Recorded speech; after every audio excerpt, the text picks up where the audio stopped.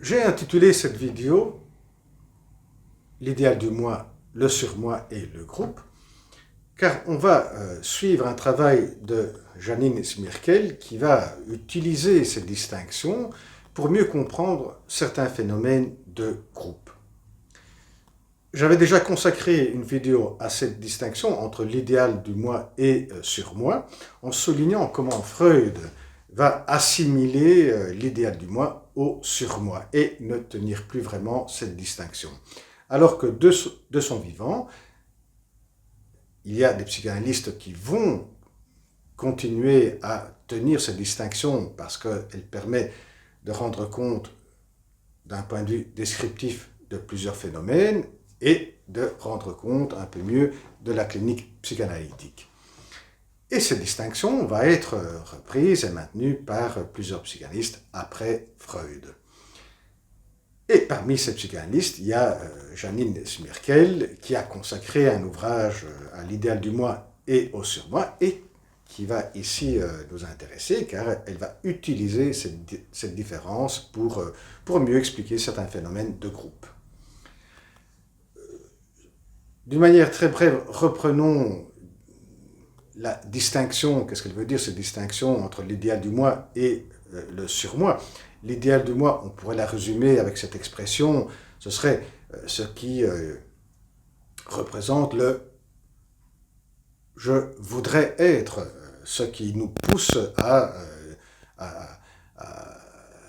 réaliser ce qu'on voudrait être pour atteindre un certain idéal et donc avoir une gratification qui nous approcherait à ce que nous étions dans cette forme initiale de narcissisme primaire.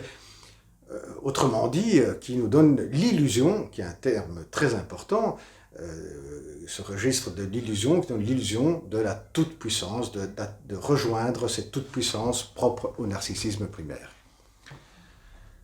En revanche, le surmoi est plutôt l'instance qui nous pousse à cette expression, à réaliser ce que je devrais être, c'est-à-dire nous donne les coordonnées de ce que nous devons faire pour nous aligner à certaines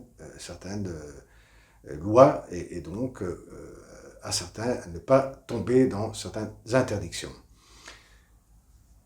Donc c'est le registre de la limite, ce qui nous limite. Si l'idéal du moi est ce qui nous plonge dans ce registre de l'illusion, de la toute-puissance, de l'illimité, le surmoi nous plonge dans ce registre de la limite, de l'interdiction, des règles du cadre. Freud avait parlé également du groupe, mais il va l'expliquer en fonction de la matrice de l'ordre primitif, là où il y a l'idéal du moi est occupé par le père, et les frères vont s'identifier un avec l'autre pour ne pas devoir se sentir comme privilégiés, et donc chacun est sur le même plan, chacun est aimé de la même façon du père. Et les groupes, pour Freud, l'instinct grégaire, va s'emprunter à ce schéma. Quand il y a un groupe, bien le leader, le meneur, occupe la position de l'idéal du moi, du père, et tous les membres vont s'identifier l'un avec l'autre comme des frères et vont se sentir égaux et en se projetant vers le meneur. Voyons maintenant Janine Smirkel comment elle va plutôt mettre l'accent sur une autre forme de fonctionnement du groupe, qui est plutôt sur l'axe de l'illusion. Et pour cela, elle va s'appuyer sur des travaux de Didier Ancieux, qui était un peu le grand expert,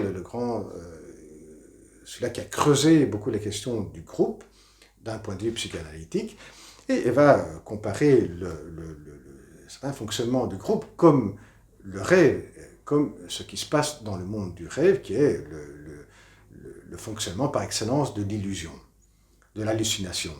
Bien, le groupe fonctionne un peu sur cet axe-là. Il y a des groupes qui se auto-engendrent sans un meneur, sans une personne physique qui représente un leader.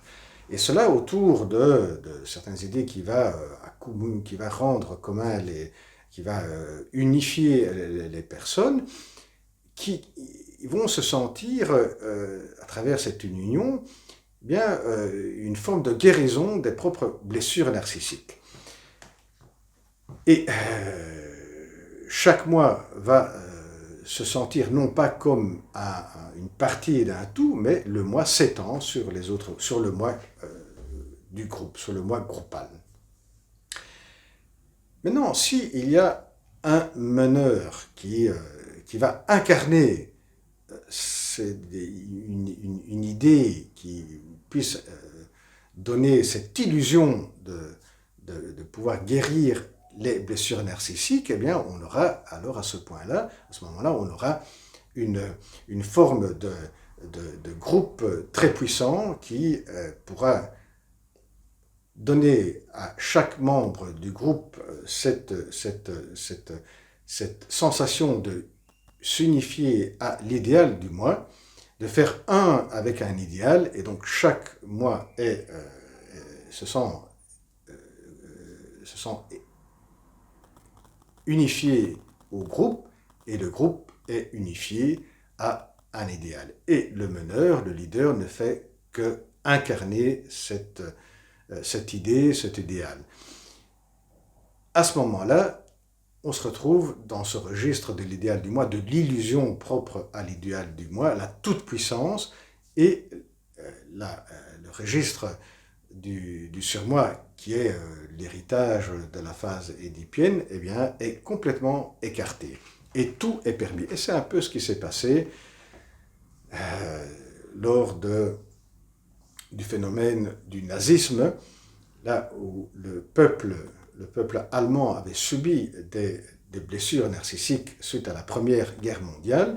Il y a Hitler qui va incarner une certaine forme d'idéologie, d'idéal qui est le peuple allemand et le peuple élu. Et là, à partir de là, tout est permis. Hitler ne représente plus le père, l'héritage du surmoi, l'héritage d'une loi, l'héritage d'un cadre. Il va faire sauter tous les cadres. L'interdit sera une conséquence de la réalisation, ce qui peut amener à la réalisation de cet idéal. Donc, qui est membre de cet idéal ne peut pas être, par exemple, un homosexuel. Donc, cela est interdit. Et si l'homosexuel, eh bien, il doit être exclu, il doit être éliminé. Donc, il y a toute forme d'empêchement à la réalisation de cet idéal, de cette illusion, eh bien, doit être éliminée. Et cela permettrait donc, comme le dit Janine Smirkel, de rendre compte de phénomènes de groupe en fonction d'une certaine gradation de fonctionnement de cette illusion ou bien de l'écartement d'une référence plus édipienne, d'une référence au surmoi. Et bien voilà, prochaine vidéo, au revoir.